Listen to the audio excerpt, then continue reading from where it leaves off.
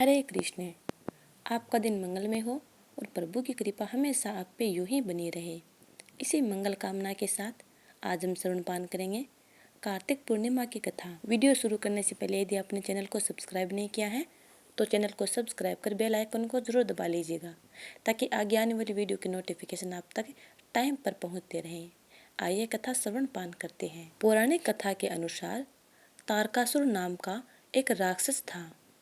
उसके 3 पुत्र थे, तारकक्ष, कमलाक्ष और विंध्योन्माली। भगवान शिव के बड़े पुत्र कार्तिक ने तारकासुर का वध किया। अपने पिता की हत्या की खबर सुन तीनों पुत्र बहुत दुखी हुए। तीनों ने मिलकर ब्रह्मा जी से वरदान मांगने के लिए घोर तपस्या की। ब्रह्मा जी तीनों की तपस्या से प्रसन्न हुए और बोले कि मांगो, क्या वरदान मांगना चाहते हो। तीनों ने ब्रह्मा जी से अमर होने का वरदान मांगा, लेकिन ब्रह्मा जी ने उन्हें इसके अलावा कोई दूसरा वरदान मांगने को कहा।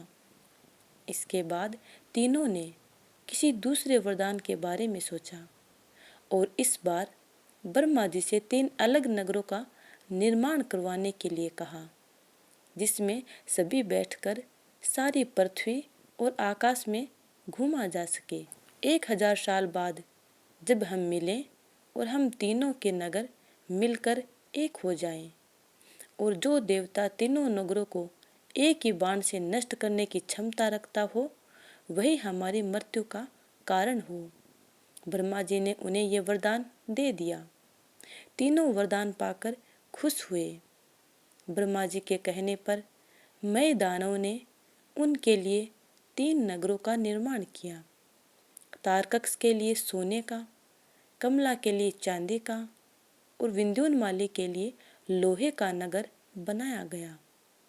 तीनों ने मिलकर तीनों लोकों पर अपना अधिकार जमा लिया। इंद्र देवता इन तीनों राक्षसों से भयभीत हुए और भगवान शंकर की शरण में गए। इंद्र की बात सुन भगवान शिव ने इन दानवों का नाश करने के लिए एक भव्य रथ का निर्माण किया। इस दिव्य रथ की हर एक चीज देवताओं से बनी। चंद्रमा और सूर्य से पहिए बने। इंद्र, वरुण, यम और कुबेर के रथ के 4 घोड़े बने। हिमालय धनुष बने और शेषनाग पर तेंचा बने। भगवान शिव खुद बाण बने और बाण की नोक बने अग्निदेव। इस दिव्य रथ पर सवार हुए खुद भगवान शिव। भगवान से बने इस रथ और तीनों भाइयों के बीच भयंकर युद्ध हुआ। जैसे ही ये तीनों रथ एक सिद्ध में आए, भगवान शिव ने बाण छोड़ तीनों का नाश कर दिया। इसी वध के बाद भगवान शिव को त्रिपुरारी कहा जाने लगा। यह वध कार्तिक मास की पूर्णिमा को हुआ, इसीलिए इस दिन को त्रिपुरारी पूर्णिमा नाम से भी जाना जाने लगा। अब सुनते हैं गणपति बप्पा की कथा। एक बुढ़िया माई थी। वह दृष्टिहीन थी। उसके एक बेटे और बहू थे। बुढ़िया माई हर रोज गणपति बप्पा की पूजा किया करती थी। उसकी भक्ति से प्रसन्न होकर गणपति बप्पा प्रकट होकर उससे बोले, बुढ़िया माई, मैं तेरी भक्ति से अत्यंत प्रसन्न हूँ। तू जो चाहे सो मांग सकती है। बुढ़िया माई ने कहा, हे गणपति बप्पा, मैं क्या और कैसे मांगूं? मुझे तो मांगना नहीं आता। तब गणपति बप्पा ने कहा, आप अपने बेटे और बहू से पूछ लो, फिर मांग लेना। तब बुढ़िया माई अपने बेटे के पास गई और बोली, बेटा, गणपति बप्पा मुझसे कह रहे हैं कि बुढ़िया माई तू कुछ मांग ले, तो तू बता मैं क्या मांगूं। तब बेटे ने कहा, माँ, तू धन मांग ले।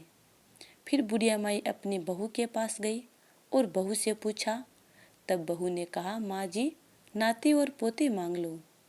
तब बुढ़िया माई ने सोचा, ये दोनों तो अपने मतलब की मांग रहे हैं, मुझे अपनी पड़ोसिनों से जाकर पूछना चाहिए।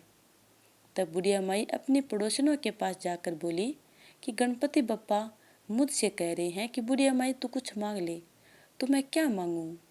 तब पड़ोसिन बोली कि बुढ़िया माई, तू क्यों धन मांगे, क्यों नाती पोते मांगे, तू तो थोड़े दिन ही जिएगी। तू तो अपने आंखों की रोशनी मांग ले, जिससे तेरी जिंदगी आराम से कट जाएगी। तब बुढ़िया माई ने सोचा, मुझे अपने मतलब की भी मांगनी चाहिए और बेटे और बहू के मतलब की भी। दूसरे दिन बुढ़िया माई गणपति बप्पा के पास गई और बोली, हे गणपति बप्पा, यदि आप मुझ पर प्रसन्न हैं तो आप मुझे 9 करोड़ का महल दे, 84 खंबे दे, सोने की काया दे, सोने के कटोरे में दूध पीते हुए नाती और पोते दे, संपूर्ण परिवार का सुख दे, अमर सुहाग दे और अंत में मोक्ष दे।